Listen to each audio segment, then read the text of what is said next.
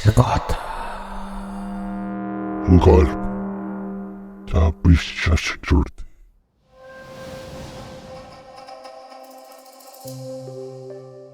নমস্কার সকলকে, মিছে কথার আরেকটি নতুন এপিসোডে আপনাদের সকলকে স্বাগত জানাই।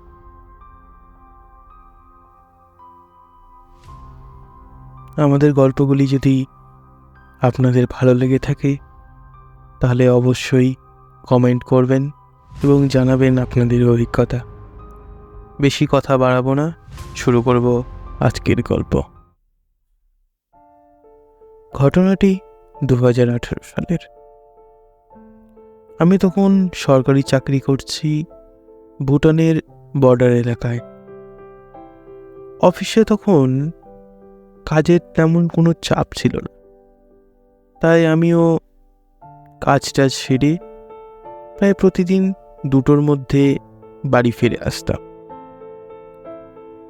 যে গ্রামে আমার পোস্টিং ছিল সেখানে প্রায় লোডশেডিং হতো, এবং লোডশেডিংয়ের পর আবার কখন ইলেকট্রিসিটি ব্যাক হবে তার কোনো ঠিক ঠিকানা থাকতো না। আর আমি ছিলাম একটু গেমের প্রতি অ্যাডিক্টেড, হ্যাঁ সেই সময়ও।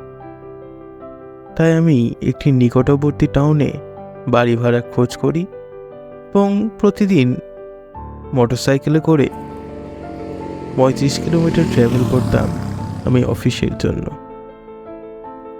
রাস্তাঘাট ছিল বেশ ভালোই, ওয়েল মেনটেন্ড। সেই 35 কিলোমিটারের মধ্যেও আবার ছিল 20 কিলোমিটার ঘন জঙ্গল। তারপরে সেই রাস্তা গিয়ে মিশত ন্যাশনাল হাইওয়ের সাথে।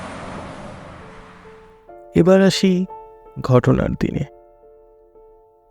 দুপুর 3টে বাজে, সেই সময় আমি বাড়ি ফিরছি এবং অর্ধেক রাস্তা তখন কভার করে ফেলেছি। রাস্তাটা ভীষণই নির্জন থাক। খুবই রেয়ারই হতো যখন কোনো গাড়ি বা কোনো মানুষ তার বাছুরের সাথে যাচ্ছে এমনটা দেখা পাওয়া যেত। তাই স্বভাবতই পেরিফেরাল ভিশনটা বেশ অ্যাক্টিভই থাকতো। যদি কিছু মানুষ বা কিছুই থাকতো তাহলে চট করে সেটা চোখে পড়ে যেত। তেমনভাবেই আমার চোখে পড়ল একজন মহিলা রাস্তার পাশ দিয়ে হেঁটে চলেছে। পোশাক আশাক দেখে মনে হয় তিনি স্থানীয় গ্রামেরই বাসিন্দা। বয়স আনুমানিক 30-এর কাছাকাছি হবে। আমি মহিলাটিকে ওভারটেক করে গেছিলাম, কিন্তু কি মনে হলো বাইকের সাইড মিররটাতে একবার মহিলাটির মুখ দেখার চেষ্টা করলাম, কিন্তু একই কোনো মহিলাই তো নেই সেখানে। এ কি করে সম্ভব? I stopped my bike and it was mistake, very big mistake. আমার মাথায় তখন চলছে এক অদ্ভুত অ্যাডভেঞ্চারের কথা, তাও আবার ভর দুপুরে। এরকম একটা সিচুয়েশনে ভয় পাওয়ার বদলে আমার মাথায় এলো, চলো ইনভেস্টিগেশন করে দেখা যাক। জায়গাটায় বেশিরভাগটাই বাঁশবনে ঘেরা ছিল, সেই সাথে দুই পাশেই কোনো বাড়িঘর ছিল না। তাই এই সম্ভাবনা কেটে যায় যে মহিলাটি নেমে আশেপাশে কোনো বাড়ি বা সেই জঙ্গলে ঢুকে গেছে, তাও আবার এত তাড়াতাড়ি। তাই জায়গাটিতে দাঁড়িয়ে খানিকক্ষণ পর্যবেক্ষণ করার পর হাল ছেড়ে দিলাম এবং বাড়ির পথে রওনা দিলাম। বাকি দিনটা খাওয়া দাওয়া করে গেম টেম খেলতে খেলতে কেটে গেল। Nothing unusual. I go to bed around 1 PM। সেদিনও তাই হলো, কিন্তু অ্যারাউন্ড 3টার সময় হঠাৎ করে ভীষণ ভয় পেয়ে আমি জেগে উঠলাম।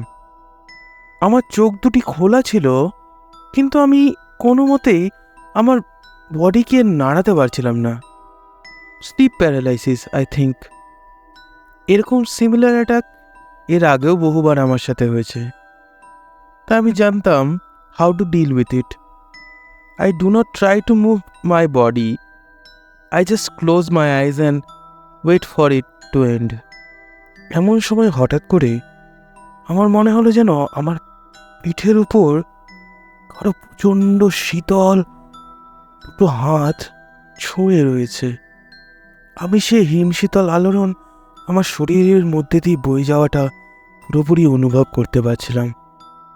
নাও আই ফিল নার্ভাস, কারণ এর আগে কখনো এমন অনুভব কোনো স্লিপ প্যারালাইসিসে আমার হয়নি। আমার অজান্তে আমার মুখ দিয়ে বেরিয়ে এলো, কে কে ওখানে? কিছুক্ষণ পুরো নিস্তব্ধতা, তারপরই একটা ক্ষীণ সুরে, কর্কশ নয় মিষ্টি মধুর সুরে একটি মেয়ের কণ্ঠ ভেসে এলো। তুই আমাকে চিনিস না তো আমার নাম জেনে কি করবি? প্লিজ আমাকে ছেড়ে দাও, তুমি তুমি যেই হও না কেন।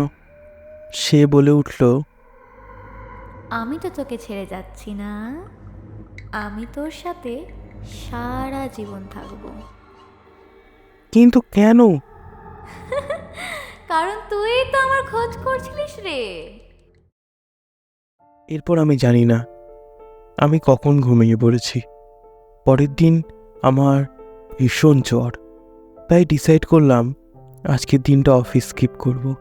সেই দিনটায় জ্বরে আমার সমস্ত শরীর কাঁপছিল, আমার একা শুতে অবধি ভয় করছিল।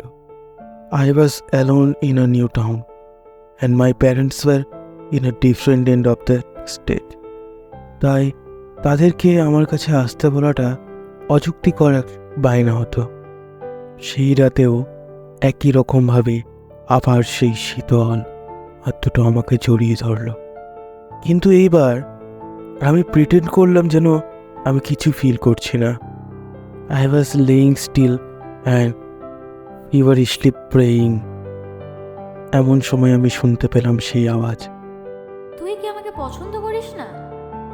আমি সেই প্রশ্নের কোনো জবাব দিইনি। আবার সেই একইভাবে প্রশ্নটি আমার দিকে ছুটে এলো। তুই কি আমাকে পছন্দ করিস না? জানিস, আমার স্বামীও আমাকে পছন্দ করতো না, তাই আমাকে মেরে ফেললো। আমি না, আমি তোকে ছেড়ে যাব না।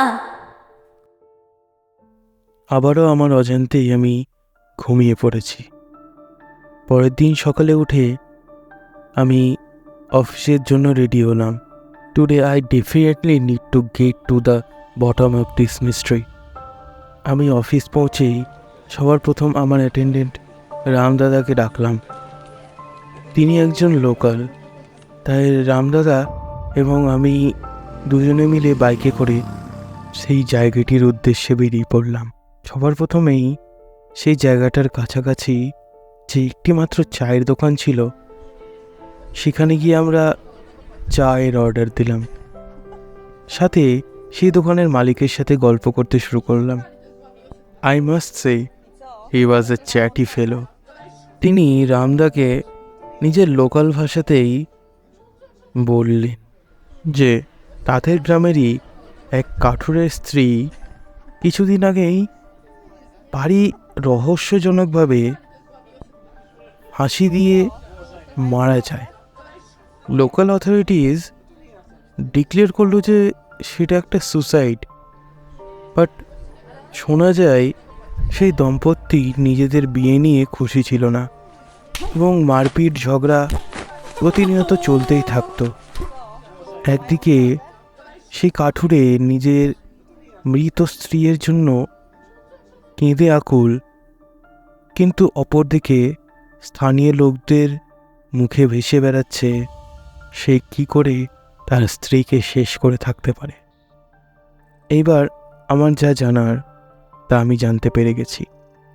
এরপরই রামদা তাদের গ্রামের এক নামকরা তান্ত্রিকের কাছে আমাকে নিয়ে যায়। তিনি আমাকে সমস্ত ঘটনা পুরো ডিটেলসে বলতে বলেন। I also spill all the beans. তিনি বললেন, তুই কি একটা মূর্খ? তুই সারা একটা বোকাচোদা আছিস। সে তো ঈশ্বরের মেহেরবানি যে তুই এখনো বেঁচে আছিস।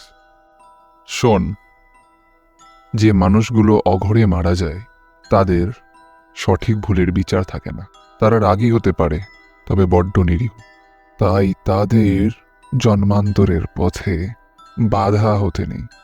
এরপর তিনি তার পুজো শুরু করেন এবং পুজো শেষে বলেন, দে 20 টাকা দে।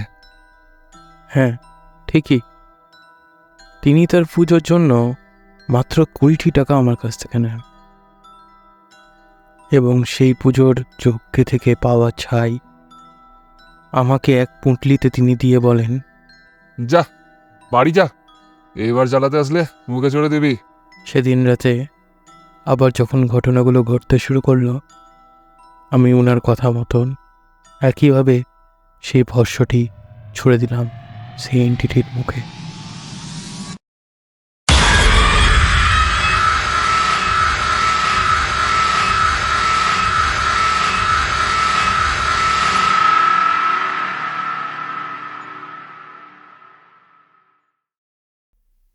পর মুহূর্তেই সব শান্ত, নিস্তব্ধ। সেই ঘটনা আজ 10 মাস হয়ে গেল। তবুও আজও সেই রাস্তা দিয়ে যখন বাইক নিয়ে আমি বাড়ি ফিরি, আমার মনের মধ্যে দ্বন্দ্ব চলে। একদিকে আমার লজিক্যাল মাইন্ড শুধু যুক্তির সন্ধানে হাতড়ে চলে, অপর প্রান্তে বাস্তবতা আমাকে নিজের পক্ষে জড়িয়ে ফেলে। জানা নেই এই দ্বন্দ্বের কি কোনো অন্ত আছে, আছে কি কোনো সীমানা।